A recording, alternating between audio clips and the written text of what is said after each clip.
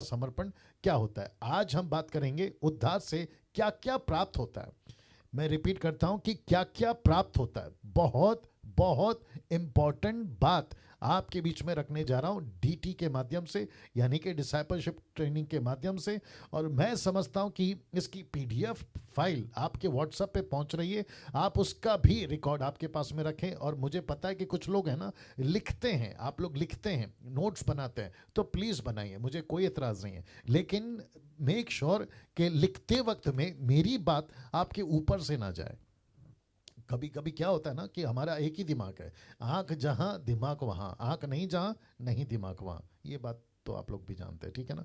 तो उद्धार से क्या क्या प्राप्त होता है, जिसको मैंने इंग्लिश में भी रखा है, what are the benefits of salvation. मैं रिपीट कर देता हूं कि उद्धार से क्या क्या प्राप्त होता है, what are the benefits of salvation. उद्धार पाने के बाद, जी दोस्तों, उद्धार पाने के बाद आपके पास में 12 प्रकार के फायदे आपको मिलते हैं। तो मैं रिपीट करता हूं, कम से कम 12 प्रकार के फायदे आपको मिलते हैं। तो ये जो 12 प्रकार के जो फायदे हैं ना, मैं आपके बीच में अभी एक एक करके रखता चला जाऊंगा। याद रखो, फायदे, बेनिफिट्स, ठीक है ना। और ऊपर लिखा है कि उद्धार से क्या क्या प्राप्त होता है। और मैं वापस कहता हूं कि ये डीटी के टोटल फ्रेश पॉइंट्स हैं, मैंने कहीं से इसको उठा के नहीं लाया है, या फिर मेरी कोई हजारों मैसेज में से एक उठाकर नहीं लाया। मैं बार बार इसलिए कह रहा हूं ताकि आपको मेरी जो मेहनत है ना वो आपको मैं बता सकूं, ताकि आपको एहसास हो सके कि एक व्यक्ति, डैनियल राज जैसा आदमी, अगर आपके पीछे इतनी मेहनत कर रहा है तो आप उसका पूरा फायदा उठाएं।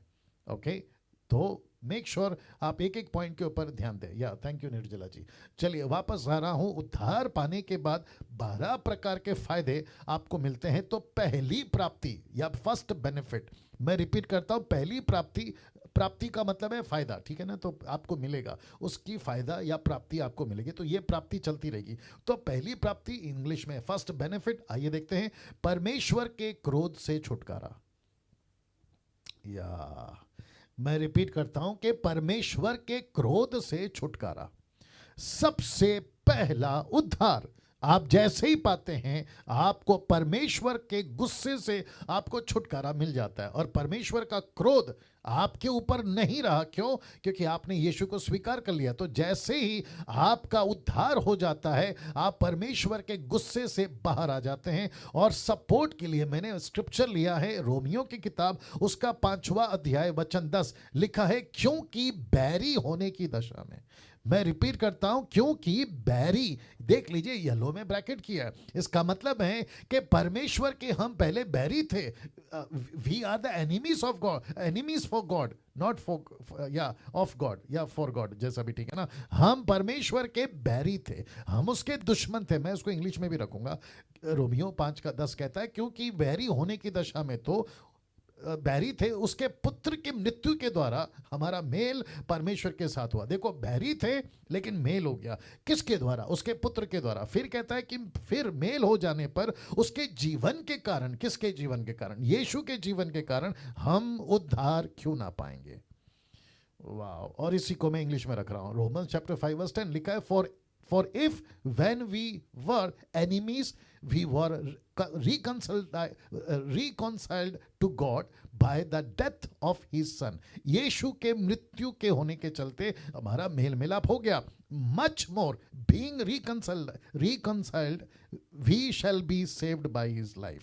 मतलब यीशु के, परमेश्वर के हम दुश्मन थे, लेकिन यीशु ने रिकंसाइल्ड किया, मेल मिलाप किया। कैसे? उसके मृत्यु के चलते। और उसके मृत्यु के चलते आप और मैं परमेश्वर के जो दुश्मन थे, उसके चलते हम उसके दोस्त हो गए। अब जरा देखिएगा, कुछ और रख रहा हूं, यूहन्ना की किताब 3:36, जॉन चैप्टर 3:36 लिखा है, जो पुत्र पर विश्वास करता है अनंत जीवन उसका है, परंतु जो पुत्र को नहीं मानता वह जीवन को नहीं देखेगा, परंतु परमेश्वर का क्रोध उस पर रहता है।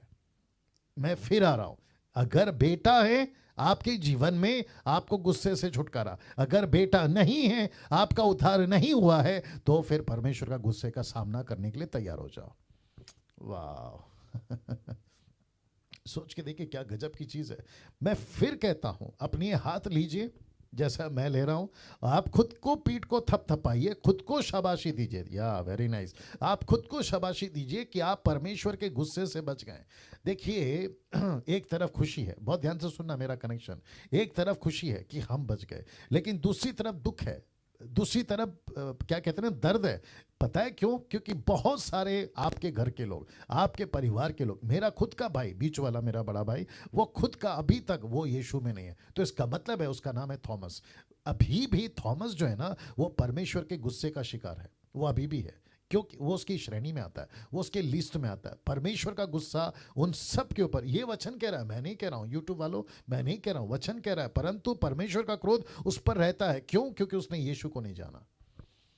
वाह! इसका गुस्से का वजह मैं आपको बताता हूं, लेकिन फिलहाल इसको बताने के बाद में लिखा है यूहन्ना का 5:24 में, मैं तुमसे सच कहता हूं, जो मेरा वचन सुनकर मेरे भेजने वाले की प्रतीति करता है, अनंत जीवन उसका है, और उस पर दंड की आज्ञा नहीं होती। सी, इसका मतलब है, अगर बेटा है तो दंड की आज्ञा नहीं है, लेकिन अगर बेटा नहीं है, उल्टा कर दो, उसके ऊपर दंड की आज्ञा है। मैं वही तो बता रहा हूं। परंतु वह मृत्यु से पार होकर जीवन में प्रवेश कर चुका ना, मुझे वापस वहां पर आना होगा जहां पे मैंने आपको पहला ये वचन बताया था, क्योंकि बैरी होने की दशा में तो उसके पुत्र की मृत्यु के द्वारा, इसका मतलब है परमेश्वर ने, बहुत ध्यान से सुनना, गजब का लॉजिक दे रहा हूं, परमेश्वर का गुस्सा शांत कब हुआ? जब उसका बेटा मरा।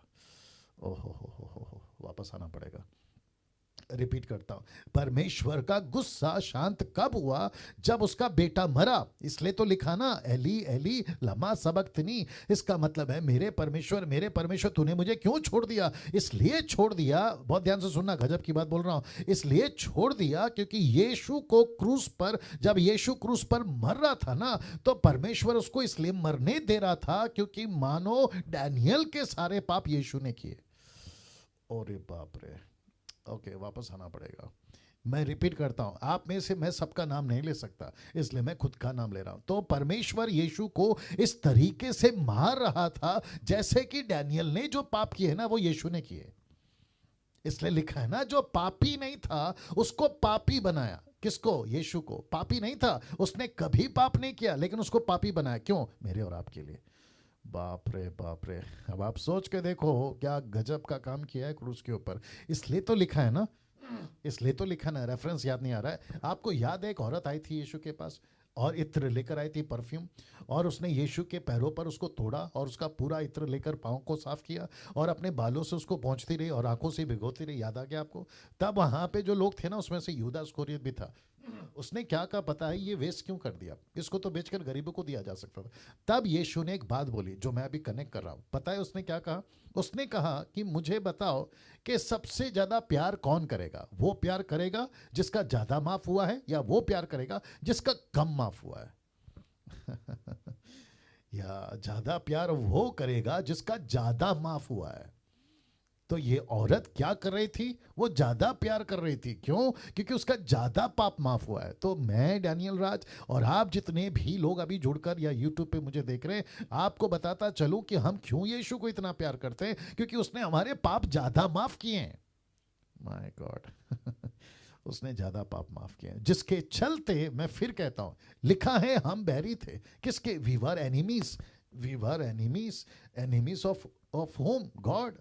लेकिन उसके बेटे ने, we were reconciled to God, हम यीशु के वजह से मेल मिलाप करा पाए। रिकंसाइल्ड, या reconciled by the death of his son, by the death of his son. मैं सच बता रहा हूं, मैंने शायद संडे को भी बताया था, अगर यीशु क्रूस पे नहीं मरता, क्रिश्चियनिटी तो पैदा ही नहीं होती, गॉस्पल कभी आता ही नहीं, चेला बनाने की बात कभी होती नहीं, मत्ती मरकुस लूका यूहन्ना कभी लिखा ही नहीं जाता, और यीशु का स्वर्ग है नरक है इसकी चर्चा तक नहीं होती। और इसको क्या कहते हैं पता है? सीधा फैसला। इसको कहते हैं सीधा फैसला, उठाओ नरक में डालो। हिंदू, मुस्लिम, सिख, ईसाई, बुद्धिस्ट, पारसी, आदिवासी, यहूदी, जैन, आप दुनिया के जितने भी कौम के लोग हैं ना, 780 करोड़, इनको सीधा उठाओ, सीधा नरक में डालो। क्यों? क्योंकि we were enemies, we were enemies. हम परमेश्वर के दुश्मन थे, या परमेश्वर हमारा दुश्मन बन गया था। किसके चलते? पाप के चलते। सोच के देखिए क्या बड़ा बेनिफिट है और कितनी बड़ी बेनिफिट है, और जिसके चलते ये सारी बातें आपके बीच में रख रहा हूं। तो वापस कह देता हूं, जो पुत्र पर विश्वास करता है अनंत जीवन उसका है, परंतु जो पुत्र को नहीं मानता वह जीवन को नहीं देखेगा, परंतु परमेश्वर का गुस्सा उसके ऊपर बना रहता है। वाह, यहाँ मैं चाहता हूं कि हम सब परमेश्वर को ताली बजाकर धन्यवाद दें कि उसने हमसे पेनल्टी नहीं मांगी, बल्कि उसने पेनल्टी खुद बेटे को दे दी, और ऐसा उसको मारा जैसे कि गलती डैनियल ने नहीं की, यीशु ने की। आप सब अपना अपना नाम डाल लीजिए वहां पे, आप सब अपना अपना नाम डाल दीजिए। खुद को आप ऐसा सोच के चलिए, अभी जैसे यहाँ पे मेरे शूटिंग रूम में कुछ लोग बैठे हैं, तो मैं उनको कहूँगा तुम अपना नाम डाल लो कि जब यीशु को मार पड़ रही थी, यीशु को कोड़े मारे जा रहे थे, तो डैनियल को पड़ रही थी, विवेक को पड़ रही थी, सुमन को पड़ रही थी, हम जितने लोग अभी देख रहे हैं, लीडर्स हैं, पास्टर्स हैं, आपको जो पढ़ना था ना, आपकी जगह पर यीशु को मार पड़ रही थी और परमेश्वर का गुस्सा शांत हो रहा था। किसके ऊपर? आपके ऊपर से। क्या अद्भुत चीज है।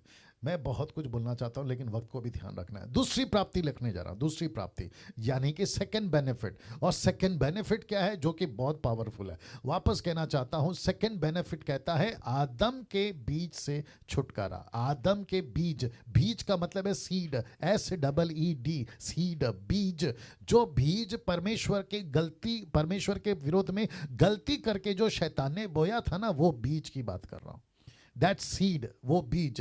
लिखा है दूसरी प्राप्ति, सेकंड बेनिफिट, आदम के बीज से छुटकारा। आदम के बीज से छुटकारा, मैं कुछ रेफरेंस दे रहा हूं। नाउ इसको समझने के लिए आपको अपना थोड़ा बुद्धि खर्चा करना पड़ेगा, मतलब आपका दिमाग को खर्चा करना पड़ेगा। आदम के बीच से छुटकारा, वापस कहता हूं ना, पॉइंट यह है कि परमेश्वर ने आदम को एक ऐसी सृष्टि बनाई थी जिसके चलते परमेश्वर कह रहा था कि ये मेरी सृष्टि है। उत्पत्ति 1:26 याद आ गया होगा, लिखता है कि मैंने उसको अपने स्वरूप में बनाया, और परमेश्वर ने खूबसूरत सृष्टि बनाकर उसको रखा। लेकिन पौलुस को परमेश्वर ने एक ऐसा क्या कहते हैं, प्रकाशन दिया, या एक ऐसा, यूट्यूब वालों आप भी सुनिएगा, एक ऐसा रेवलेशन दिया कि इसकी कनेक्शन 2 कुरिन्थियों 5:17 में होती है। कहता है यदि कोई मसीह में है, यदि कोई मसीह में है तो वह नई सृष्टि है, पुरानी बातें बीत गई। ये कौन सी पुरानी बातें? ये वही पुरानी बातें, क्योंकि कॉन्टेक्स्ट कहता है, संदर्भ कहता है नई सृष्टि। तो कौन सी है पुरानी सृष्टि? अगर नई सृष्टि की बात हो रही है तो इसका मतलब है कोई पुरानी सृष्टि है। अगर नए बात की बात कर रहा है तो इसका मतलब है कोई पुरानी बात है। इसका मतलब है कि नई सृष्टि हो, पुरानी बातें बीत गई, देखो वे सब नए हो गए। तो नया क्या हो गया? तो इसका मतलब है कि जो आदम का बीज था ना, वो हम कभी नहीं हटा सकते। आदम का जो पाप है ना, वो कभी हम नहीं हटा सकते। आदम की जो गलतियां है ना, वो कभी हम नहीं निकाल सकते। लेकिन उसको एक ही निकाल सकता है, और वो है परमेश्वर। तो परमेश्वर ने क्या कहा कि मैं काम करता हूं कि आदम का बीज को निकालने के लिए मैं दूसरे आदम को लेकर आऊंगा। वापस कहता हूं, मैं दूसरे आदम को लेकर आऊंगा। तो दूसरा आदम कौन है? रोमियो किताब उसका 5वां अध्याय, मैंने नहीं रखा है, लेकिन आप सभी जानते हैं वो दूसरा आदम यीशु है। फर्स्ट आदम नेचुरल था, सेकेंड आदम सुपर नेचुरल था। पहला आदम स्वाभाविक था, दूसरा आदम आत्मिक था। पहला आदम ने पाप लाया, दूसरे आदम ने क्षमा लाया। पहले आदम ने प्रभु से दूर किया, दूसरे आदम ने परमेश्वर से मिलाप कराया। क्या बात है, सी। और जिसके चलते आप और मैं आज परमेश्वर के बीच से, माफ करें, आदम के उस बीच से हम छुटकारा पा गए। और ये क्या बना दिया उसने हमको? परमेश्वर की नई सृष्टि बना दी। और इस नए सृष्टि में, बाप रे, और एक कनेक्शन आ गया, दे देता हूं। इस नए सृष्टि में आदम के बीच का कोई भी परिणाम, मैं रिपीट करता हूं, कोई भी परिणाम नई सृष्टि के मसीहों के ऊपर कभी नहीं आएगा। अरे बाप रे कभी नहीं आएगा। अगर आप कहते हो पास्टर डैनियल, पूर्वजों का श्राप क्या मसीह बनने के बाद मुझ पर लागू होगा? तो सीधी बात है, नहीं होगा। क्यों? क्योंकि लिखा है ना, आपकी स्क्रीन पे देख लीजिए, लिखा है पुरानी बातें बीत गई और सब कुछ नया हो गया। इसका मतलब है आप और मैं आदम के बीच से, आदम के श्राप से, आदम के पाप से कब छूट जाते हैं? जब दूसरे आदम में आ जाते हैं। यार और एक देना पड़ेगा, और एक देना पड़ेगा। सब लोग ठीक हैं, सबको अच्छा लग रहा है। आशा करता हूं कि आप लोग बहुत सारी बातें सीख रहे हैं। अगर आप लोग देख रहे हैं, सुन रहे हैं, तो थंब वाला, या thank you, thank you, thank you, या वंडरफुल। ओके, वापस आ रहा हूं, बहुत ध्यान से सुनिएगा। जैसे मैंने कहा कि आपके ऊपर किसी प्रकार का आदम का श्राप, आदम की वजह से जितने भी क्या कहते हैं गुनाह था ना, वो यीशु में आने के बाद आपके ऊपर कभी नहीं आएगा। क्यों? क्योंकि आप नई सृष्टि हैं। नई सृष्टि का मतलब है आप यीशु में हैं। तो बहुत ध्यान से सुनिएगा जो मैं लॉजिक दे रहा हूं। देखिए, मत्ती की किताब उसका पहला अध्याय 1 से लेकर 17 तक, लूका की किताब उसका चौथवा अध्याय, जहां पे जियोनोलॉजी यानी कि वंशावली का जिक्र है, तो आपको पता चलेगा कि मत्ती में अगर आप गिनती करोगे ना, तो आपकी गिनती होनी चाहिए 42। याद रखो 42, 14 14 14। तो इसका मतलब है कि अब्राहम से लेकर दाऊद तक, दाऊद से लेकर बेबीलोन तक, और बेबीलोन से लेकर यीशु तक, तो 14 14 3 14 होते हैं, जिसको कहते हैं 14 इंटू 3 42 होते हैं। लेकिन ये 42 गिनती करो नहीं मिलेगा आपको, आपको मिलेगा सिर्फ 41। मैं चाहता हूं कि कभी आराम से बैठ के गिन लेना, क्योंकि मैं गिन के बैठा हूं इसलिए बता रहा हूं, ठीक है ना। तो वो आखिरी वंशावली कहां गई, जिसको कहते हैं 42nd वंशज या 42nd जियोनोलॉजी, वो कहां गए? तो वो किसकी जियोनोलॉजी है? लिखा है यीशु की वंशावली। तो यीशु की वंशावली तो काउंट नहीं होगी ना, हम और आप तो यीशु के वंशज हैं। तो यीशु का वंशज क्यों हो गए? क्योंकि आदम के वंशज ने पाप लाया, यीशु के वंशज ने क्षमा लाया। आदम के वंशज ने श्राप लाया, यीशु के वंशज ने आशीष लाया। आदम के वंशज ने क्या लाया? परमेश्वर से अलगाव यानी कि दूरी। लेकिन यीशु के वंशज ने क्या लाया? मिलाप। अब आप सोच के देखो, क्या गजब का कनेक्शन, क्या गजब का परमेश्वर आपको और मुझे मिला है। और जिसके चलते बेनिफिट नंबर 2 बता रहा हूं कि आदम के बीच से छुटकारा। ना तीसरी प्राप्ति, क्योंकि मुझे वक्त का भी ख्याल रखना है, तीसरी प्राप्ति, क्योंकि कम से कम 12 बेनिफिट्स है और आपको खूब मजा आएगा। लेते जाइए, ठीक है ना। तीसरी प्राप्ति यानी कि थर्ड बेनिफिट, और थर्ड बेनिफिट कहता है पाप और उसके परिणामों से छुटकारा। मैं रिपीट कर रहा हूं, लिखा है पाप और उसके परिणामों से छुटकारा। तो पाप और उसके परिणाम क्या है? तो मैं आपको बताता चलूं, एक स्क्रिप्चर आपके बीच में रख रहा हूं, याकूब की किताब उसका पहला अध्याय वचन 15, लिखा है फिर अभिलाषा गर्भवती होकर पाप को जनती है, और पाप जब बढ़ जाता है तो मृत्यु को उत्पन्न करता है। तो पाप की वजह से क्या आया? मृत्यु। मैंने संडे को यही तो प्रचार किया था। रोमियो किताब उसका 6वां अध्याय वचन 23 का ए पार्ट, और ए पार्ट कहता है पाप की मजदूरी मृत्यु है, लेकिन बी पार्ट कहता है कि उसका परमेश्वर का वरदान अनंत काल का जीवन है। याद आ गया होगा आपको। तो एक है पाप और दूसरा है पाप के परिणामों से भी छुटकारा। तो इसका मतलब है कि हम पाप से भी छूट गए, तीसरा बेनिफिट माफ करें, पाप से भी छूट गए, और साथ ही साथ उसके पाप के जो परिणाम है ना, जिसको कहते हैं साइड इफेक्ट्स, उससे भी हमारा छुटकारा यीशु ने कर दिया। और जिसके चलते बाइबल हमें कहती है कि यीशु ने जो है हमें इन सभी चीजों से आजाद किया है, और पाप के परिणाम से भी आजाद किया है। मैं चाहता हूं कि आपके दिमाग में एक एक लाइन, एक एक बात को ऐसे गार्ड बांधो। क्यों? क्योंकि खुद को भी सीखना है, दूसरों को भी सिखाना है। ये इसको कहते हैं ना टोटल फाउंडेशन गिरा रहा हूं मैं, टोटल फाउंडेशन। देखिए, मैं जब आपको टीच कर रहा हूं ना, तो मैं ऐसा सोच रहा हूं कि अगर मैं एक को टीच कर रहा हूं, अभी यहां पे कितने लोग हैं? 411। अगर 411 लोगों को मैं ट्रेन कर रहा हूं, तो एक एक व्यक्ति मेरे लिए 411 है। अरे बाप रे, वापस आना पड़ेगा लगता है। आप लोग समझे कि नहीं समझे? जल्दी से कैलकुलेट करो। 413 है अभी, तो 413 इंटू कैसे, अगर एक 413 है मेरे लिए, तो एक का 413 कैसे करेंगे फिर? एक 413 है मेरे लिए। ओके, समझ गया। 415 इंटू 415 करो। हाँ, अभी ठीक है। कितने हैं? 1,72,225। Can you believe this? तो इसका मतलब है मैं जिसको ट्रेन कर रहा हूं, वो 1,75,000 को ट्रेन कर रहा हूं। देखिए, मेरे लिए अभी 1100, माफ करें, 415 लोग हैं, लेकिन आपके हिसाब से एक व्यक्ति अगर 415 को ट्रेन करा, मैं ऐसे ट्रेन कर रहा हूं, तो 1,75,000 को मैं ट्रेन कर रहा हूं अभी। तो इनको ऐसे बांध के रखो। Same with the YouTube people also, आपको भी ऐसे ही लेके चलना है कि आपको सीखना है, लेकिन दूसरों को ऐसे सिखाना है कि आपकी तरह तैयार करना है। उसके वजह से मैं ये बात कर रहा हूं। तो पाप और उसके परिणामों से आपको प्रभु ने छुटकारा दे दिया। ना मुझे लगता है कि एक और चीज ऐड करना पड़ेगा, अगर मैं आगे नहीं कर सका, क्योंकि अभी वो याद है, पता नहीं आगे पॉइंट में याद रहेगा नहीं रहेगा, बाकी पवित्र आत्मा चलाएगा, ठीक है ना। जो याद अभी मुझे है वो ये है कि एक है पाप, दूसरा है उसके परिणामों से छुटकारा। तो जिसको कहते हैं कि पाप का जो साइड इफेक्ट होता है ना, जिसके चलते इंसान जिया, वो सारी चीजें निकल गए। तो सिर्फ प्रभु ने पाप नहीं माफ किया है, लेकिन उसके इफेक्ट को भी निकाल दिया। वाह, मजा आ रहा है। उसके इफेक्ट को भी निकाला है, उसके परिणाम को भी निकाला है, और जिसके चलते इंसान पाप में जीकर जो कार्य करता था, डरता था, परेशान होता था ना, उस तक को निकाला। तो कैसे मैं भी कनेक्ट कर रहा हूं, देखिए आप किसी को भी पूछो, वो चाहे टाटा, बिरला, अंबानी, लंदन का प्रिंस, या रोडपति, करोड़पति, नेता, अभिनेता, किसी को भी हो, उसको पूछो सर आपको भूत से डर लगता है, 99.9% सब बोलेंगे जी हाँ हमको भूत से डर लगता है।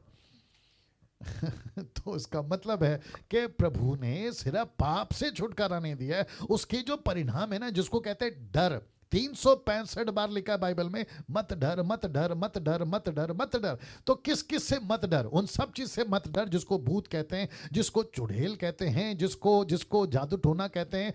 आप किसी भी चीज को नाम ले लीजिए, इन किसी से भी आपको नहीं डरना है, क्योंकि पाप से छुटकारा हुआ है, उसके परिणामों से भी आपका छुटकारा हुआ है। तो कुछ लॉजिक देता हूं आपको, और भी अच्छा लगेगा। ऐसा सोचिए आप सड़क पे जा रहे हैं, सड़क पे जाते जाते, यूट्यूब वालों आप भी सुनिएगा, सड़क पे जाते जाते आपको रास्ते में नींबू, मिर्ची, नारियल, जादू टोना किया हुआ, भोपला, भोपला समझते हैं उसको, इंग्लिश में क्या कहते हैं भोपला को? हाँ, पंपकिन, पंपकिन, ये सारे के सारे जादू करके और काली गुड़िया को पिन मार के आपको रास्ते में छोड़ दिया, और आपका पैर उसमें लग गया। आप एक विश्वासी है, याद रखो। तो क्योंकि पुराना स्वभाव तो साथ में लेके चल रहे हैं ना, पुरानी बातें, दादी, नानी, ताता, काका की कहानी याद है ना, वो सब, तुमको भूत आएगा, तुमको ये आएगा, ये लेके चलते हैं हम। तो ऐसे टाइम पे अब आप नई सृष्टि बन गए, तो नई सृष्टि का बंदा, विश्वासी, दास, दासी, बेटा, बेटी, क्या उसको जो जादू किया है उस पर आपका लात लग गया, या आप उस पर गिर गए, या वो आप पे गिर गया, तो आपके दिमाग में टक करके एक ऐसा आता है, अरे अभी मुझे कुछ हो जाएगा। तो मैं उस टाइम के लिए कह रहा हूं कि आपको रद्दी भर भी कुछ नहीं होगा। रद्दी भर भी कुछ नहीं होगा। पता है क्यों? क्योंकि परमेश्वर जो आपके अंदर आ चुका है ना, और आपका शरीर किसका है, अभी मैं रखूंगा उसको भी 12 पॉइंट में, वो भी है परमेश्वर का मंदिर। आपके अंदर रहता कौन है? परमेश्वर। ये वही परमेश्वर का आत्मा है जिसने यीशु को मुर्दों में से जिलाया, आपके अंदर रहता है। तब आप सोच के देखो कि इस पृथ्वी का कोई भी जादू टोना आपको छू तक सकता है? ऐसे हो आप, या तो इसका मतलब है आप और हम इतने गजब के लोग हैं कि परमेश्वर आपको और मुझे इस तरीके से तैयार करता है। तो मैं चाहता हूं कि आप सभी जो सुन रहे हैं, आप लोग सभी एक्साइटेड हो रहे हैं, ऐसा मुझे चित्र में दिखना चाहिए, ठीक है ना? और आप लोग सब उसको रिसीव करें, रिसीव करें। या काफ़ी लोग रिएक्शन दे रहे हैं, मुझे अच्छा लग रहा है। जितेंद्र गुप्ता जी बढ़िया, बहुत अच्छा। ढेबू मंडल बहुत अच्छा। निर्जला जी का तो बात ही नहीं करना, बहुत अच्छा। और बाकी जितने भी है ना, अजीत, अजीत कौन है वो? अजीत केशव, अजय केशव है, अजय केशव, अजय केशव जी, आप भी थोड़ा रिएक्शन दें। कहाँ बैठे हैं मुझे नहीं पता, लेकिन आप लोग सब रिस्पॉन्स देंगे, ठीक है ना? चलिए, तो वापस आता हूं कि जादू टोना आप पर असर नहीं करेगा। किसी कलकत्ता का, अफ्रीका का, किसी भी प्रकार का दुष्ट आत्मा रात में, दिन में, मैं तो कहता हूं कि आप लोग जब ये नॉलेज मिल गया ना, आप रात में बत्ती चली जाती है तो आप लोग अचानक से डर जाते हो, अरे अभी भूत आ जाएगा। भूत को क्या डर लगता है मालूम है? अरे अभी डैनियल आ जाएगा, या आप है ना जितेंद्र आ जाएगा, या निर्जला, वो उनका डर है। कैसे बताऊं? और एक बताता हूं। देखिए, रास्ते में चल रहे हो, कुत्ता भौंकता है, आपको लगता है कि कुत्ता आपको देख के भौंक रहा है, और वो आपको डरा रहा है। दरअसल वो कह रहा है मैं भौंक नहीं रहा हूं, मैं बता रहा हूं कि मुझे तेरे से डर लग रहा है। हम इसको उल्टा नहीं करते कभी भी। हम ये सोचते हैं कि कुत्ता मुझे डरा रहा है, कुत्ता कहता है कि भाई तू आ गया तब से मैं डर रहा हूं, अभी मैं यही तो बात करूंगा, भौंक भौंक के भाव भाव भाव, है ना? तो किसी से नहीं डरना है जब आप मसीह बन जाते हैं। चौथा बेनिफिट, यानी कि चौथी प्राप्ति, फोर्थ बेनिफिट क्या है? देखिए, लिखा है अनंत काल का जीवन मिलता है।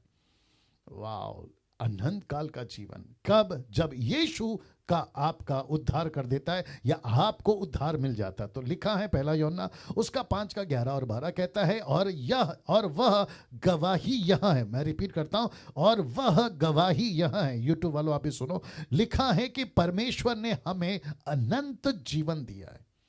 सीधी बात है, कैसे कन्वे करूं? सीधी बात है, इसको सुप्रीम कोर्ट का ऑर्डर मानिए।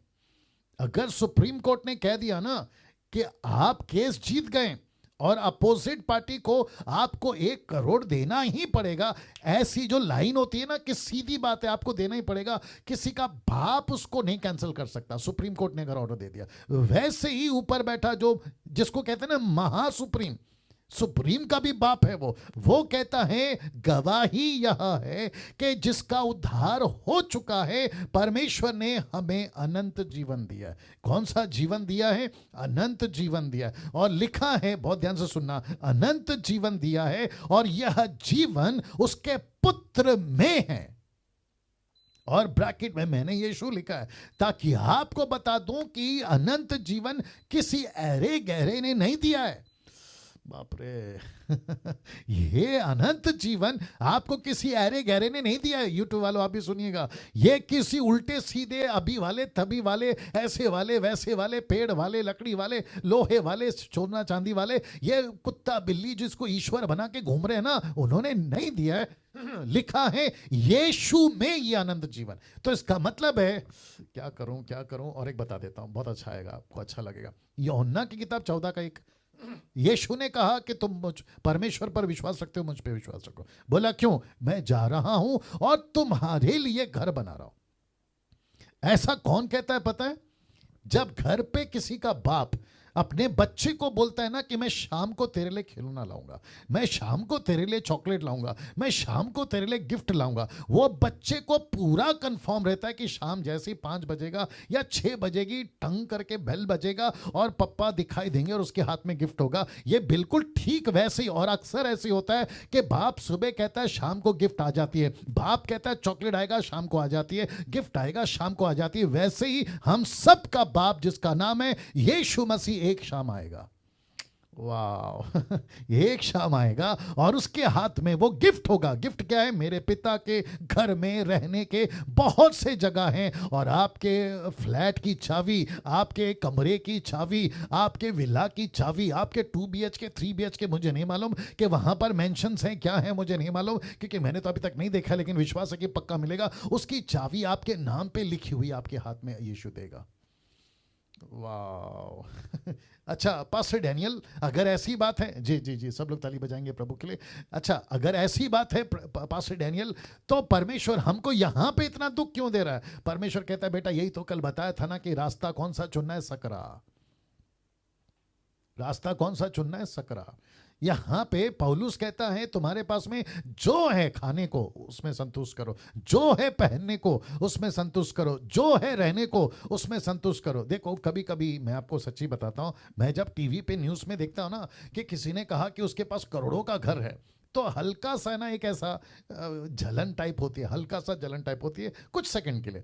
यार करोड़ों का घर है, यार BMW है, यार क्या 5 स्टार में खाना खाते, यार क्या कपड़ा पहनते, यार क्या मज़े वाली ज़िंदगी जीते। लेकिन वो छोटे से सेकंड के लिए और वो छोटी सी जो थॉट आके ऐसे निकल जाती है ना, तो फिर बड़ा सा थॉट आता है कि यार ये तो इनका टेम्पररी है इनका तो टेम्पररी है, मतलब इनका तो हमेशा का नहीं है ना। लेकिन जो हमारा परमानेंट है ना वो है स्वर्ग में, वो है स्वर्ग में। तो यहां का 2 BHK, यहां का करोड़ों का पैसा, यहां की अच्छी चीजें ऐसे निकल जाएगी, ऐसे निकल जाएंगे। लेकिन जो ऊपर है ना, जिसको कहते हैं कभी कोई हाथ नहीं लगा सकता, वो आपका है। और वो इसलिए है क्योंकि आपको अनंत काल का जीवन मिला। क्या अद्भुत है, क्या महान है और क्या परमेश्वर का कार्य है। प्रभु को ताली बजाकर धन्यवाद देंगे सभी लोग, सभी लोग सभी लोग ताली बजाकर धन्यवाद देंगे। या ये रंजय क्या नाम है? रनले, अच्छा उनका नेटवर्क का प्रॉब्लम शायद। या मैं चाहता हूं कि जैसे जैसे पंच लाइन आती है ना, मैं जब आपको दूसरे लैपटॉप में देखता हूं तो आप लोग सब लोग जो है ना कुछ तो एक्टिव रहते हैं और लेकिन कुछ लोग एकदम ढीला टाइप बैठे हैं। तो मैं चाहता हूं कि मजबूत हो जाए, क्योंकि ये परमेश्वर का वचन है जो आपको डाइजेस्ट करना है और ये तभी होगा जब आप उसको रिएक्ट करोगे, ठीक है ना। तो लिखा है, यह गवाही यह है कि परमेश्वर ने हमें अनंत जीवन दिया और यह जीवन उसके पुत्र यीशु मसीह में। जिसके पास पुत्र है उसके पास जीवन है। क्या बात है! जिसके पास पुत्र है उसके पास जीवन है, और जिसके पास परमेश्वर का पुत्र नहीं है उसके पास जीवन भी नहीं है।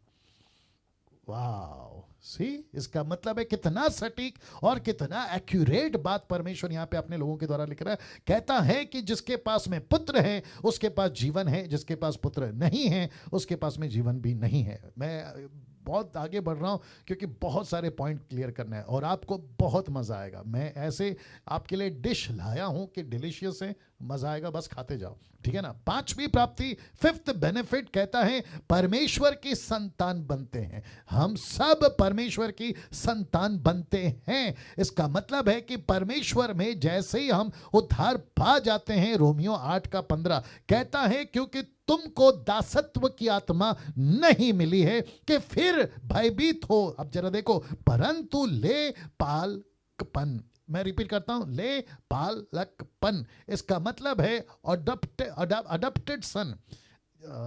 दूसरा शब्द है गोद लिया हुआ। कैसे बताऊं, चलो बताता हूं। ऐसा सोचिए, आप एक अनाथ आश्रम में गए और वहां से आपने एक बच्चे को गोद लिया और आप लेकर आ गए और आपने उसको घर पे रखा और बच्चे आपस में खेलते हैं ना मोहल्ले में, तो एक बच्चा कहता है दूसरे बच्चे से जो अनाथ आश्रम से लाया, वो कहता है कि देख, मैं तो मेरे अपने बाप का हूं, लेकिन तेरे माँ बाप ने तुझे गोद लिया है और तू जो है ना तेरे माँ बाप का नहीं है। तो एक तरफ ऐसा लगता है कि यार कितना दुख है कि ये तो ओरिजिनल बाप का है लेकिन मैं तो गोद लिया हुआ। वो बच्चा पलट के जो जवाब देता है ना, आपको भी पलट कर यही जवाब देना, पहले सुन लो। वो बच्चा कहता है, कौन सा, जो अनाथ आश्रम से लाया, वो कहता है कि देख भाई, बात मेरी समझ ले। बोला क्या? कहता है कि तुझे जो दिया ना, तो तुझे एक ही दिया और तेरे माँ बाप को जो दिया वो लेना ही पड़ा क्योंकि तू उनकी अपनी औलाद है, तो जैसा दिया वैसा लिया। अगर लंगड़ा पैदा होता तो लेना पड़ता, अंधा पैदा होता तो लेना पड़ता, तू जैसा होता वैसा लेना पड़ता। लेकिन मुझे देख, अनाथ आश्रम में हजारों बच्चे थे, मेरा बाप जिसने गोद लिया ना, वो कई बच्चों को ढूंढने के बाद मेरे पास आया। अब आप समझे, 780 करोड़ के बच्चे दुनिया में, लेकिन आपके मोहल्ले में, आपके नगर में, आपके सोसाइटी में, आपके सिटी में, आपके नेशन में परमेश्वर ने सिर्फ आपको चुना। तो अपना हाथ लीजिए, थपथपाइए, शाबाशी दीजिए कि मैं वो गोद लिया बच्चा हूं जो कई हजारों में, लाखों में, करोड़ों में परमेश्वर ने आपको चुना है। क्या बात है। तो लिखा है क्योंकि तुमको दासत्व की आत्मा नहीं मिली कि फिर भयभीत हो, परंतु ले पालकपन की आत्मा मिली। फिर कहता है जिसे हम हे अब्बा, हे पिता कहकर पुकारते हैं। देखिए ये जो शब्द है ना अब्बा, ये ग्रीक को ट्रांसलेट करके जो बहुत नजदीकी शब्द होता है ना, जिसको कहते हैं अब्बा, पिता तो सब कहते हैं, फादर सब कहते हैं, लेकिन ये जो शब्द है ना अब्बा, बहुत ही करीबी है। तो कहता है कि तुम उसको हे अब्बा बुला सकते हो, हे पिता बुला सकते हो। रिश्ता इतना नजदीक कर दिया, संतान बना दिया, बेटा बना दिया, बेटी बना दिया, और इस कदर तक बना दिया। देखो क्या लिखा है पहला यूहन्ना 3:1-2 तक में, देखो पिता ने हमसे कैसा प्रेम किया कि हम परमेश्वर की संतान कहलाएं। और आगे लिखता है और हम हैं भी, इसमें कोई डाउट नहीं है, ठीक है ना। फिर कहता है इस कारण संसार हमें नहीं जानता क्योंकि उसने उसे भी नहीं जाना। अब इसको देखो, हे प्रियो, अभी हम परमेश्वर की संतान हैं और अब तक ये प्रकट नहीं हुआ कि हम क्या कुछ होंगे। मतलब ऑप्शन और भी है, हम क्या कुछ होंगे। इतना जानते हैं कि जब वह प्रकट होगा, कौन, यीशु, जब वह प्रकट होगा तो हम भी उसके समान होंगे क्योंकि उसको वैसा ही देखेंगे जैसा वह है। अब आप सोचिए कि एक तो बेटा बनाया, ऊपर से क्या क्या बना सकता है, इसकी ऑप्शन है ना बहुत सारी है। बाप रे, कैन यू बिलीव दिस। सोच के देखिए हम क्या चीज हैं और ये सब क्यों हो रहा है। एक ही चीज है, उसका नाम क्या है, सैल्वेशन, उसका नाम क्या है, उद्धार। तो सबसे पहला समझा गॉड को, अभी हम किसको समझ रहे हैं, उसके गिफ्ट को, और उसका गिफ्ट क्या है, सैल्वेशन। अगर एक मसीह अभी तक के डीटी में ये 2 पॉइंट को ठीक से समझ गया ना, उसका मसीह जीवन तो वाह वाह है। मैं वही बता रहा हूं, कभी दुखी नहीं होगा, कभी डिप्रेशन में नहीं जाएगा, कभी किसी प्रकार की शिकायत नहीं करेगा और दूसरों के सामने अपना हाथ नहीं फैलाएगा कि मेरे लिए प्रार्थना करो, क्योंकि उसको पता है कि मेरा ऐसा बाप है, मेरा एक ऐसा परमेश्वर है जिसको मैं अब्बा, जिसको मैं पिता, my father, my own father बुला सकता हूं। तो जिसके लिए मैंने एक शब्द रखा है, लिखा है in this planet you are not alone. मैं चाहता हूं कि इसको अंदर ले लो, रिसीव करो, ठीक है ना। मैं रिपीट करता हूं कि in this planet you are not alone. इस ग्रह पर आप अकेले नहीं हैं। क्यों? क्योंकि यूहन्ना की किताब उसका 14 का 18 कहता है, मैं तुम्हें अनाथ ना छोड़ूंगा, मैं तुम्हारे पास आता हूं। इसको डाइजेस्ट करिए, इसको डाइजेस्ट करिए। मैं पानी पी लेता हूं।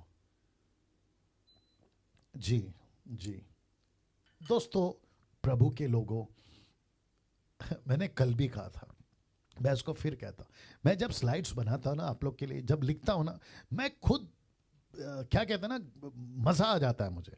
मैं खुद उत्साहित हो जाता हूं कि प्रभु क्या चीज है। एक एक वचन पे, एक एक बातों पे हम जब कंसंट्रेट करते हैं ना, आपकी जो रूह है ना, आपकी जो स्पिरिट है ना, मेरे पास शब्द नहीं है, मजा आ जाता है। ऐसा है प्रभु हमारा। इसलिए परमेश्वर का वचन लाखों रुपए के खजाने से बढ़कर है, या लाखों रुपए के खजाने से बढ़कर है। इसको रिसीव किया करो, ठीक है ना। तो फिर कहता हूं, in this planet you are not alone, क्योंकि परमेश्वर ने आपको अनाथ कभी छोड़ा ही नहीं है। अब बात करते हैं छठवीं प्राप्ति के लिए, सिक्स्थ बेनिफिट के लिए। और मैं वापस कह रहा हूं, अभी तक आपने 5 सुना है, मजा आ रहा है, लेकिन जैसे जैसे आप आगे बढ़ोगे और मजा आएगा। तो क्या है छठवीं प्राप्ति? What is the sixth benefit? परमेश्वर के राजदूत बना के, जैसे ही हमने उद्धार पाया, उसने हमको राजदूत बना दिया। उसने हमको राजदूत बना दिया। राजदूत का मतलब समझते हैं, एम्बेसडर। और ये कहां लिखा है? 2 कुरिन्थियों उसका 5 का 20 लिखा है, सो हम मसीह के राजदूत हैं, मानो परमेश्वर हमारे द्वारा समझाता है, हम उसकी ओर से निवेदन करते हैं कि परमेश्वर के साथ में मेल मिलाप करो। तो इस पृथ्वी के ऊपर उद्धार पाने के बाद, मैं रिपीट करता हूं, मेरा कल का टॉपिक मैं आपको बताऊंगा कि उद्धार के मकसद क्या है या पर्पस क्या है, मैं उसको बताऊंगा, ठीक है ना। लेकिन मकसद अभी एक छोटा सा झलक यहां पे आ गया कि एक तो हम राजदूत हैं, ये बात तो कंफर्म है। दूसरी बात, परमेश्वर हमारे द्वारा दूसरों को समझाता है। आपके गांव को कौन समझाएगा? मोदी साहब नहीं समझाएंगे, आपका लोकल नेता नहीं समझाएगा, आप समझाओगे। बाप रे आप उनको समझाओगे, ठीक है ना। तो लिखा है मसीह के राजदूत हैं, वी आर द एम्बेसडर्स। और सोच के देखो, अगर हम राजदूत हैं तो इसका मतलब है कि परमेश्वर हमसे क्या कहना चाहता है पता है? मैंने तुमको रखा है पृथ्वी पे, मैंने तुमको रखा है तुम्हारे इलाके में, मैंने तुमको रखा है तुम्हारे मोहल्ले में। और ये बात तो पक्की है, लगता कनेक्शन देना पड़ेगा, क्योंकि जिसके चलते हमको संसार नहीं पहचानता। देखो, इस कारण संसार हमें नहीं जानता, क्योंकि उसने उसे भी नहीं जाना। देख लीजिए, लिखा है कि नहीं लिखा है? संसार हमें नहीं जानता कि हम राजदूत हैं, संसार हमें नहीं जानता कि हम परमेश्वर के एम्बेसडर हैं। क्यों? क्योंकि संसार ने परमेश्वर को भी नहीं जाना, तो हमको क्या जानेंगे। लेकिन उसके बावजूद परमेश्वर कहता है कि मैंने तुम्हारे को रखा है राजदूत बनाकर, क्योंकि मैं तुम्हारे द्वारा लोगों को समझाऊंगा। सब ठीक है? मैं तुम्हारे द्वारा लोगों को समझाऊंगा। क्या गजब का चीज है, क्या गजब का परमेश्वर है। और एक कनेक्शन आ गया। देखो, जब हम राजदूत है ना, बोलूं कि नहीं बोलूं? बोलता हूं, ठीक है, बोल देता हूं। देखो, अगर हम राजदूत है ना, तो राजदूत का पैसा, राजदूत का कपड़ा, राजदूत का खाना, राजदूत का हर चीज, हेल्थ, ये कौन प्रोवाइड करेगा? इसको कौन देगा? ऊपर बैठा परमेश्वर। क्यों? क्योंकि हम उसके राजदूत हैं, हम उसके वर्कर है ना। तो एक वर्कर का वेतन होता है कि नहीं होता है? तो परमेश्वर कहता है कि डैनियल, अगर तू मेरा काम करेगा तो मैं तेरा काम क्यों नहीं करूंगा? अगर तू मेरा घर बनाएगा तो मैं तेरा घर क्यों नहीं बनाऊंगा? अगर तू मेरे लिए काम करेगा तो मैं तेरे लिए काम क्यों नहीं करूंगा? इसको कहते हैं एक हाथ दे, दूसरा हाथ ले। या आई बात समझ में? इसलिए कभी भी किसी भी वजह से पैसे को लेकर, हेल्थ को लेकर, नौकरी को लेकर, बिजनेस को लेकर, आपका घर को लेकर कभी कभी चिंता नहीं करना है, नहीं करना है। कैसे बताऊं? और एक एग्जांपल आ रहा है, चलो ठीक है बता देता हूं। बस लेते जाओ, है ना, जितना हो सकते लेते जाओ। देखो, एक व्यक्ति था जो अपनी फैमिली के साथ जहाज में गया था। आपने शायद सुना है कि नहीं सुना मालूम नहीं, लेकिन अभी याद आ रहा। वो व्यक्ति अपने घर से पूरा खाना वगैरह बनाकर पैकेट में बनाकर लेकर गया, लेकिन खाना वक्त से पहले ख़त्म हो गया। टिकट बाकायदा खरीदी थी।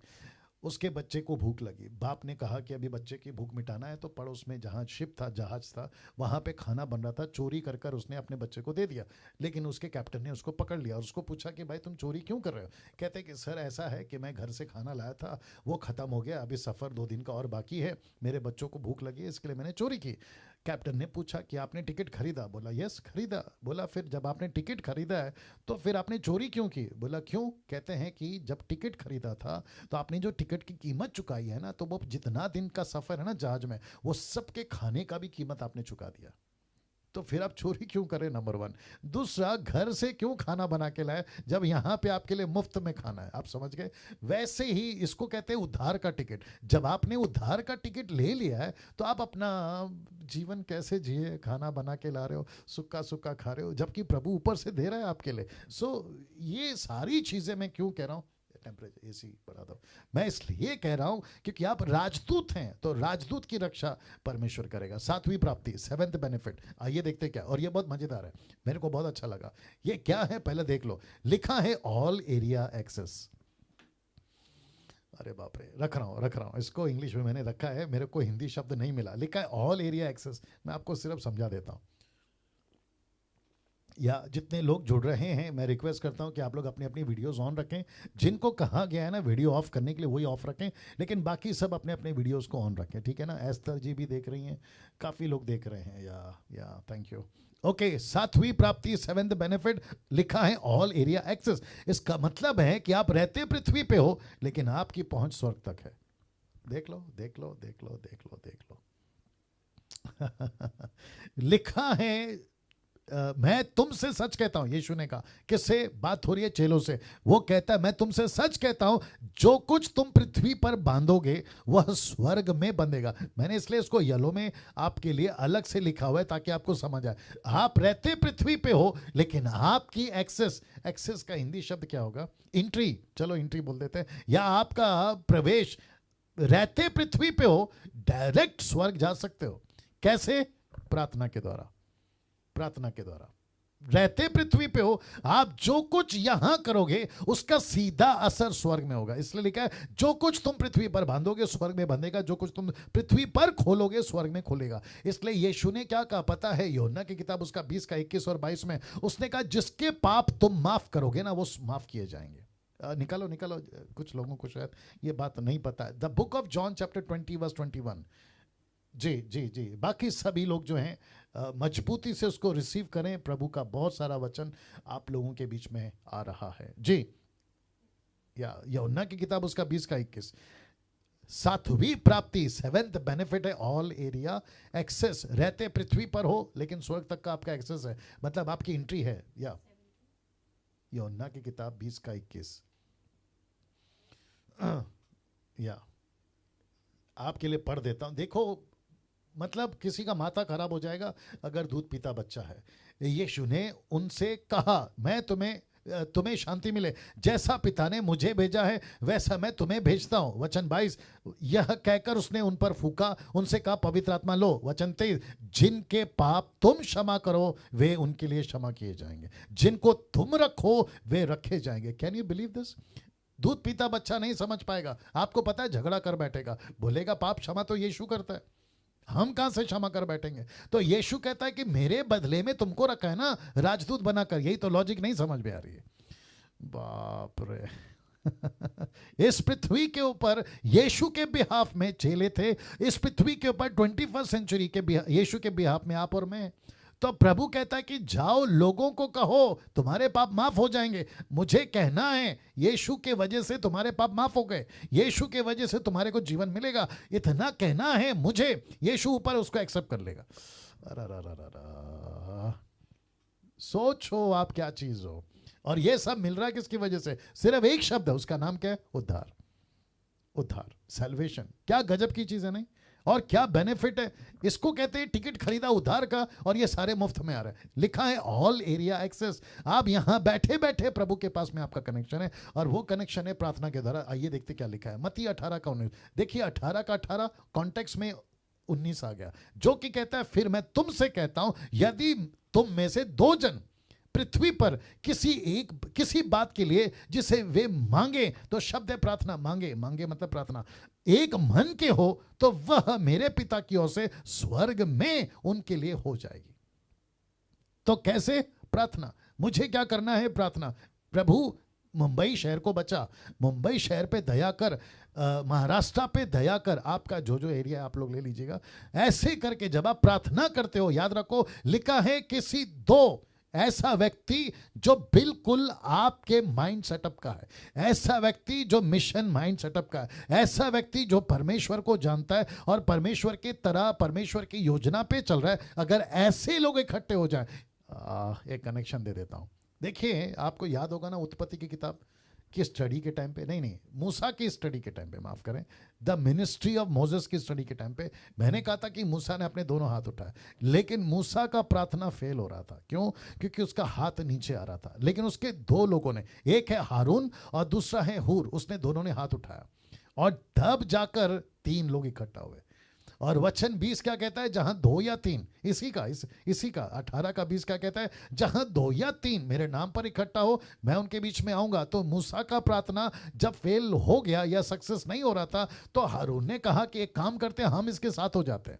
तो इसको कहते हैं एक मन, एक मन के, एक बात के, एक जुनून के, एक दर्शन के, मसीह मंथन के जितने लोग हैं, अगर ऐसे ही जज्बे के साथ आए तो परमेश्वर प्रार्थना सुनता है, या परमेश्वर प्रार्थना सुनता है। आ रही है ना बात समझ में? तो जितने YouTube पे लोग हैं, आपकी तरफ मैं ज़्यादा नहीं देख रहा हूँ, इसका मतलब ये नहीं है कि मैं आपसे बात नहीं कर रहा हूँ, लेकिन ये जूम मीटिंग है जिसके चलते आप लोगों को ज़्यादा नहीं देख पा रहा हूँ। सो ये बात कंफर्म करती है कि जैसे ही एक मन, एक दर्शन के साथ जब हम प्रार्थना करते हैं तो प्रभु हमारी प्रार्थना सुनता है। 8वीं प्राप्ति, 8th बेनिफिट, आइए देखते क्या लिखा है। परमेश्वर के सेवक बनने का प्राप्ति। दूसरे शब्दों में, परमेश्वर जिसका उद्धार करता है उसको सेवक बना देता है। कैसे? आइए देखते हैं। लिखा है पहला पत्र 2:9, पर तुम एक चुना हुआ वंश, राजपदधारी, याजकों का समाज, पवित्र लोग और परमेश्वर की नीज प्रजा हो। अब आप सोचिए, इसका मतलब है जिस दिन आपका उद्धार होता है, आप परमेश्वर के वंश, राजपदधारी, याजकों का समाज, पवित्र लोग और परमेश्वर की नीच प्रजा। इसको कहते हैं परमेश्वर का सेवा करने वाले याजक।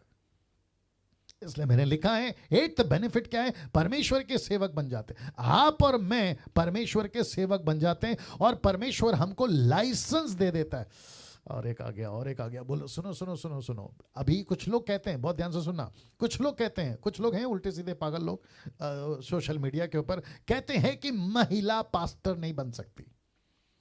मैं फिर उनको पूछूंगा, क्या पहला पत्रस 2 अध्याय वचन 9 में याजक शब्द लिखा है? लिखा है।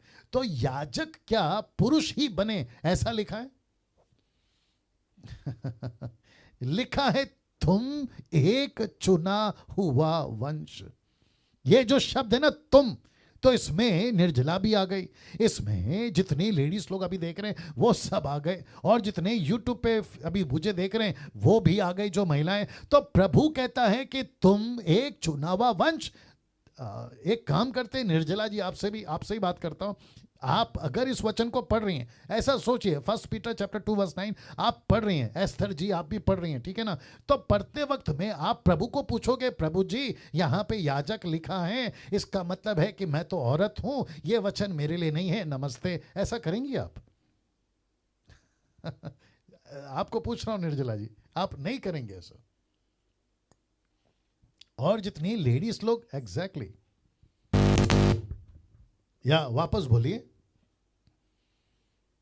आप वापस बोलिए निर्जला जी। ऐसा नहीं करेंगे। ऐसा कैसे करेंगे? ऐसा नहीं करेंगे। एग्जैक्टली आप क्या करेंगे? आप कहेंगे प्रभु पहला पत्र 2:9 मेरे लिए। बाप रे। मैं आपको और एक बात बताता, जब बाइबल का टॉपिक, या थैंक यू निर्जला जी, जब बाइबल का टॉपिक आएगा ना तो मैं आपको वो पॉइंट जरूर बताऊंगा, लेकिन अभी से बता देता, बाइबल को आपके हिसाब से नहीं लिखा है, बाइबल को परमेश्वर ने अपने हिसाब से लिखा है। हो, वापस बोलना पड़ेगा शायद, आप समझे कि नहीं समझे? बाइबल को, यूट्यूब वालों तुम भी सुनो, इसलिए आप जो कहते हो ना कि मुझे बाइबल में वो नहीं मिल रहा, कहां से मिलेगा? परमेश्वर ने तुम्हारे हिसाब से थोड़ी लिखा है, परमेश्वर ने अपने तरीके से अपनी बाइबल लिखवाई है, आपके हिसाब से नहीं। अभी तो कुछ लोग कहते हैं कि मैं मेडिकल जो होता है ना, दवाई, मैं बीमार हो गया तो मैं दवाई नहीं खा सकता। परमेश्वर कहेगा कि बेटा, जब ये दुनिया थी ना, जब मैं लोगों को लिखवा रहा था ना, तो वहां के जो दवाइयां थी ना, मैं उसका चर्चा नहीं कर सका, या फिर जो भविष्य में आने वाली है मैं उसका चर्चा नहीं कर सका। बोला क्यों? बोला वो मेरी लिस्ट में नहीं है, मैं क्यों बात करूं? इसको कहते हैं जो गांव को जाना नहीं उसका एड्रेस क्यों पूछना है? ऐसा तो बहुत कुछ नहीं लिखा है। यीशु ब्रश नहीं किए कभी, ब्रश टूथब्रश नहीं किए। अब कुछ लोग बोलेंगे मैं आज के बाद ब्रश नहीं करूंगा। बोला क्यों? क्योंकि यीशु ने कभी ब्रश नहीं किया। बोला वो क्यों? बोला बाइबल में कहां लिखा है। हद हो गई यार। तो फिर इसका मतलब है ये तो बुद्धि आपकी बिगड़ गई है।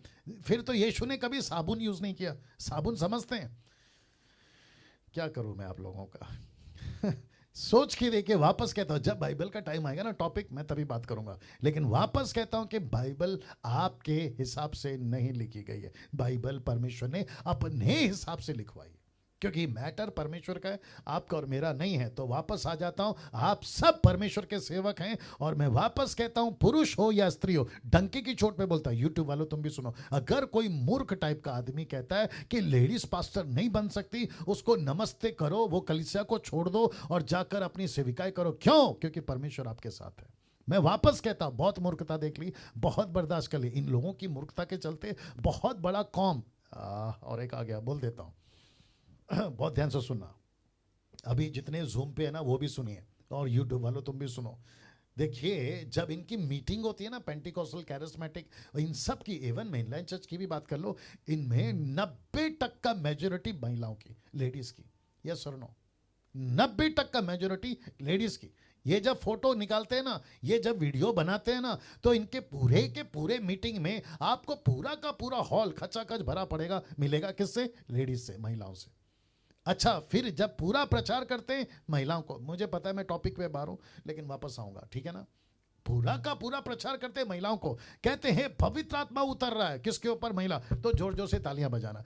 पवित्र आत्मा आपको छू रहा है, किसको? महिलाओं को। फिर जब पूरा मीटिंग हो जाता है, अगर किसी ने पूछ लिया कि पास्टर जी आपने इतना अच्छा प्रचार किया, पवित्र आत्मा भी दे दिया, अब मैं पास्टर बनना चाहती हूं, तो सट्ट करके बोलते हैं ऐसे कैसे तुम पास्टर बन सकती हो, तुम तो लेडीज हो। तो जब लेडीज थे तो हमको इतना ठूसा क्यों? जब पहले ही पता था कि हम लेडीज हैं, तो हमको बीच में रख के प्रचार किया क्यों? हमको तुमने ऐसा, देखिए, टेबल पे बच्चे को बिठाया, कहते अभी खाना आ रहा है, अभी खाना आ रहा है, अभी खाना आ रहा है, और जैसे ही खाना आता है कहते तुम नहीं खा सकते। ये तो फिर गलत है ना? तो क्या करो, अगर आपको लगता है ना कि ये पहला पत्र 2:9 लेडीज के लिए नहीं है, तो फिर तुम अपनी मीटिंग में लेडीज को बुलाओ ही मत, कॉन्फ्रेंस में बुलाओ ही मत, आपके बाइबल स्टडी में महिलाओं को बुलाओ मत। उनको सीधा कहो, बच्चे पैदा करो, बच्चे संभालो, घर को संभालो, खाना बनाओ, झाड़ू मारो, चर्च का देखरेख करो, बस यही तुम्हारा काम है। उसके बाद अपने अपने घर चले जाओ, पुरुषों को बिठाओ, पुरुषों को टीचिंग दो, पुरुषों को ही सब कुछ बताओ, महिलाओं को निकाल दो। ये करोगे? नहीं कर सकते, क्योंकि तुम्हारा चर्च पूरा का पूरा खाली हो जाएगा। वाह कैसा लग रहा है दोस्तों? सोचिए कहां फिट हो रहा है इनका लॉजिक। फिर कभी बात करूंगा इसके ऊपर। इसको कहते हैं नवी प्राप्ति, 9th बेनिफिट। बेनिफिट क्या है?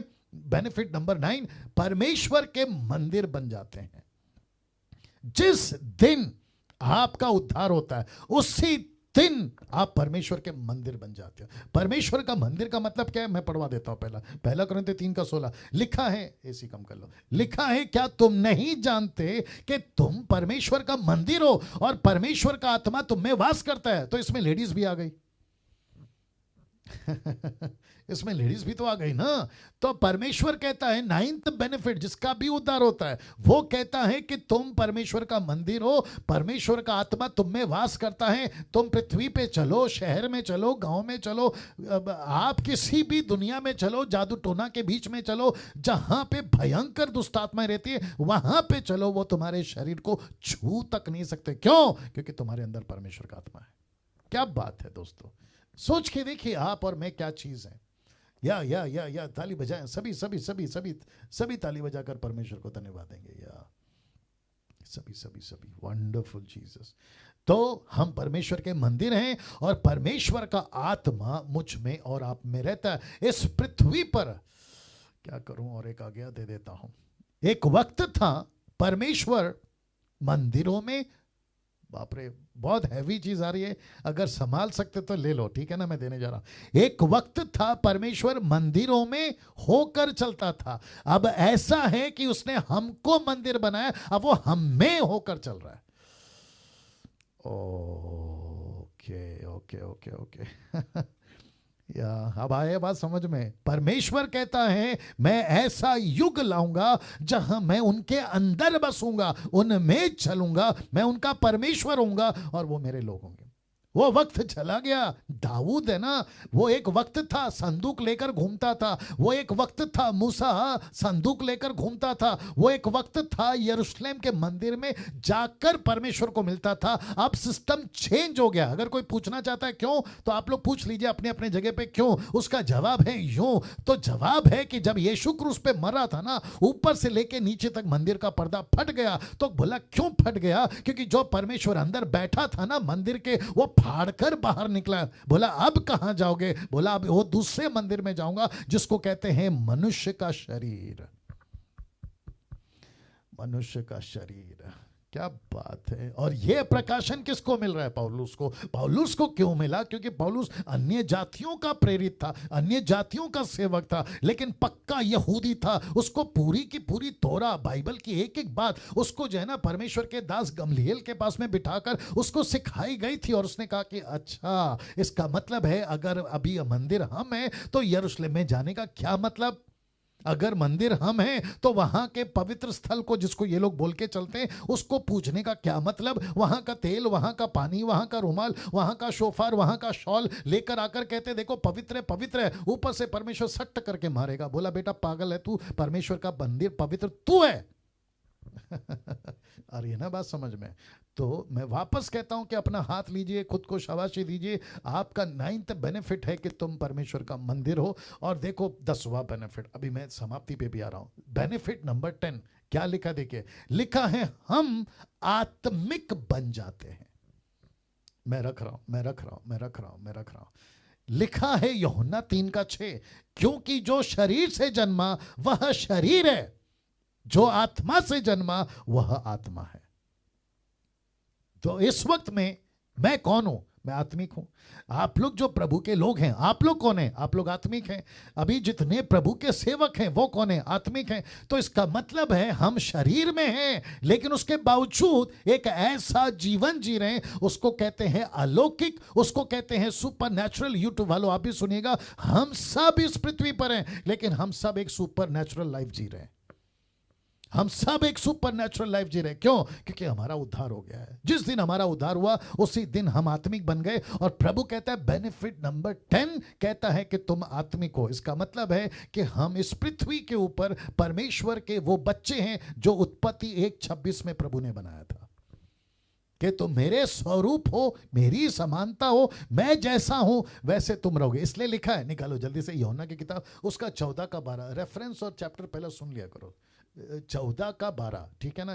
यूहन्ना 14:12। जी मुझे एक सेकंड दीजिए, और आशा करता हूं कि आप लोग सब सुन रहे हैं और आपको अच्छा लग रहा है। जी, the book of John chapter 14:12। देखिए क्या गजब की चीज है। मेरे साथ में अगर आप लोग देखना चाहें, आई थिंक आप लोग का फोन बिजी है, कोई बात नहीं। लिखा है मैं तुमसे सच सच कहता हूं। किसने कहा? यीशु ने। कहता है मैं तुमसे सच सच कहता हूं कि जो मुझ पर विश्वास रखता है, ये काम जो मैं करता हूं वह भी करेगा। क्यों? वो इसलिए करेगा क्योंकि हम आत्मिक हैं। पतरस ने कहा उस लंगड़े से, प्रेरितों की किताब 3 अध्याय, उठ और चल। एग्जैक्टली उठा और चला। पतरस के परछाई से चंगा हो गया लोग। क्यों? क्योंकि वो आत्मिक है, आत्मा है। लिखा है ना, जो आत्मा से जन्मा वो आत्मा है। पौलुस के रुमाल से लोग चंगे होते थे। क्यों? क्योंकि परमेश्वर ने उसको वैसा रखा था। वैसे ही अभी भी हो सकता है अगर हम परमेश्वर के मर्जी पे चले तो। परमेश्वर के मर्जी पे का मतलब क्या पता है? आत्माओं को जीतने जाओ चमत्कार होगा। आत्माओं को जीतने जाओ चमत्कार परमेश्वर कराएगा। आत्माओं को बचाओ, चेला बनाओ, परमेश्वर ये काम करेगा। कुछ लोग मूर्ख लोग हैं यूट्यूब के ऊपर अपना बकवास करते रहते हैं, कहते हैं कि आपको परमेश्वर ने आत्मिक बनाया। तो बोला क्या करें? बोला घर बैठो परमेश्वर से दर्शन मांगो, घर बैठो परमेश्वर से ज्ञान मांगो, घर बैठो परमेश्वर से वरदान मांगो। ऊपर से परमेश्वर बोलता है बेटा जब जीपीएस, जब तक तेरी गाड़ी रोड पे नहीं आती, वो काम नहीं करती, तो मेरा चमत्कार जब तक तू आत्मा नहीं बचाएगा, उस रोड पे नहीं जाएगा, तो मेरा जीपीएस तेरे साथ कैसे काम करेगा? मैं फिर कहता हूं कि चमत्कार व्यक्तिगत पर्सनल यूज के लिए नहीं दिया गया। This is given for the sake of body of Christ. मसीह की देह के लिए दिया गया। That's it. आपको और मुझे क्यों चाहिए चमत्कार, जबकि मैं खुद ही एक चमत्कार हूं। वापस बोलना पड़ेगा। मैं खुद ही एक चमत्कार हूं, मैं खुद ही परमेश्वर का मंदिर हूं, मैं खुद ही परमेश्वर का बेटा बेटी हूं, तो मुझे क्यों चाहिए ये वरदान? परमेश्वर कहता है कि तुझे वरदान दूंगा ताकि तू मेरी कलीसिया चलाए। See how powerful is this? लेकिन आज मूर्खता की लेवल ये है, कहते हैं कि मुझे दान दो, क्यों? बोला घर बैठे एंजॉय करूंगा। क्या करूं, और एक आगे बोल देता हूं, डॉक्टर कभी खुद के लिए डॉक्टर नहीं बनता, इंजीनियर कभी खुद के लिए इंजीनियर नहीं बनता, मैकेनिक कभी खुद के लिए मैकेनिक नहीं बनता, कारपेंटर कभी खुद के लिए कारपेंटर नहीं बनता। ऐसे आप किसी को भी उठा लीजिए, कोई खुद के लिए नहीं बनता, वो बनता है दूसरों के लिए। यस और नो? यस और नो? बोला मैं पायलट बनूंगा, खुद ही हवाई जहाज उड़ाएगा। मैं ट्रेन का ड्राइवर बनूंगा, खाली गाड़ी लेकर तू खुद ही जाएगा। तुझे बनाया है पायलट दूसरों को सफर में पहुंचाने के लिए, तुझे ट्रेन का ड्राइवर बनाया दूसरों को शहर पहुंचाने के लिए। कहता है कि मैं खुद एंजॉय करूंगा। मूर्ख है ना वो? या 11वीं प्राप्ति, द बेनिफिट नंबर 11। आइए देखते क्या, फिर एक लास्ट होगा। लिखा है हम परमेश्वर की कलीसिया बन जाते हैं। We become a body of Christ, जिसको कहते हैं कलीसिया। हम कलीसिया बन जाते हैं। मत्ती 16:18, और मैं भी तुझसे कहता हूं कि तू पतरस है और इस पत्थर पर अपनी कलीसिया बनाऊंगा और अधोलोक के फाटक उस पर, ये देखो येलो से ब्रैकेट किया है या इसको हाईलाइट किया है, उस पर। किस पर? कलीसिया पर। तो पतरस पर नहीं, पतरस, जीसस क्राइस्ट, पतरस जब तक पतरस है उसका कुछ नहीं होगा, लेकिन पतरस जिस दिन कलीसिया बन जाएगा सब कुछ हो जाएगा। ओहो, वापस आऊं या समझ में आ गया आपको? जब तक डैनियल है ना, कुछ नहीं होगा, लेकिन जिस दिन डैनियल कलीसिया बन जाएगा सब कुछ हो जाएगा। और एक बोलना पड़ेगा, लूसीफर को डैनियल से डर नहीं है, लूसीफर को डैनियल जो कलीसिया बन गया ना उससे डर है। लूसीफर को निर्जला से डर नहीं है, लूसीफर जब निर्जला चर्च बन जाती है ना तब उसको डर है। इसलिए तो लिखा है ना, अधोलोक के फाटक उस पर प्रबल नहीं हो। किस पर? चर्च पर, कलीसिया पर। I hope you got the point. सोच के देखिए क्या गजब की चीजें परमेश्वर बता रहा है, क्या गजब की चीजें परमेश्वर बता रहा है। या काफी लोग बैठ के देख रहे हैं, या काफी लोग बैठ के देख रहे हैं। कुछ लोग ऐसे बैठे हैं, मेरे को दिख रहा है लैपटॉप में, ऐसा लग रहा है कि ये आदमी कब खत्म करेगा। ऐसे भी कुछ लोग बैठे हुए हैं। कोई बॉडी मूवमेंट नहीं, किसी प्रकार का कोई हलचल नहीं, और उनकी शक्लें ऐसी हैं कि ऐसा लगता है कि इनको ज़बरदस्ती ला के बिठाया गया। सर ऐसा मत करो, या मैं नाम ले सकता हूँ लेकिन किसी का नहीं ले रहा हूँ। चलिए वापस आते हैं, बेनिफिट नंबर 11। आप उद्धार पाते ही आप यीशु की कलीसिया बन जाते हैं। अच्छा, अभी कलीसिया कौन कौन है? पुरुष भी और स्त्री भी, दोनों की दोनों कलीसिया, ठीक है ना। ये रहा एक और वचन लिखा इब्रानी किताब उसका 12 का, माफ करें, या 12 का 22 से 24 तक। पर तुम सिय्योन के पहाड़ के पास, फिर कहता है जीविते परमेश्वर के नगर स्वर्गीय यरूशलेम के पास, लाखों स्वर्गदूतों और उन पहलोटों की साधारण सभा और कलीसिया। ये देखो कलीसिया आ गया, लिखा है कलीसिया जिनके नाम स्वर्ग पर लिखे हुए हैं या स्वर्ग में लिखे हुए हैं, सबके न्यायी परमेश्वर के पास सिद्ध किए हुए धर्मियों की आत्माओं और नई वाचा के मध्यस्थ यीशु और छिड़कावे के उस लहू के पास आए हो। तो इसका मतलब है 28 साल पहले मैं किसके पास आया? कलीसिया के पास। मैं क्या बन गया? कलीसिया। परमेश्वर किसके पास आया? कलीसिया। तो इसका मतलब है इस पृथ्वी के ऊपर मैं कौन हूं? कलीसिया। किसकी? यीशु की। किसकी? यीशु की। यीशु ने अपना सर कहां रखा है? मेरे ऊपर। मैं क्या हूं? उसका शरीर। सी, आप सोच रहे हो, आप समझ में आ रहा है क्या गजब की बातें प्रभु बता रहा है? आप कौन है? शरीर। यीशु कौन है? आपका सर। तो इसका मतलब है ये सर, ये बाकी का शरीर। तो परमेश्वर कहता है कि तू डैनियल, तू नहीं है, तू मेरा चर्च है। और एक चीज बताने की इच्छा हो रही है, क्या करूं? बता दूं? बता देता हूं, ध्यान से सुनेगा। मुझे 28 साल हो गए अभी तक मिनिस्ट्री में, और जब से पैदा हुआ हूँ तब से लेकर अभी तक मेरी कुछ, अभी उम्र चल रही है 48 प्लस हूँ मैं अभी, ठीक है ना। दिखता नहीं हो वो बात अलग है, लेकिन मैं 48 में चल रहा हूँ, ठीक है ना। इस 28 साल के मिनिस्ट्री में आप मेरे जितने भी करीबी लोग हैं ना, जो मुझे जानते हैं 10 साल 15 साल 20 साल से, उनमें से किसी को भी फ़ोन करके पूछे कि क्या डैनियल राज कभी हॉस्पिटल में एडमिट हुआ था, या तो आपको जवाब मिलेगा नहीं।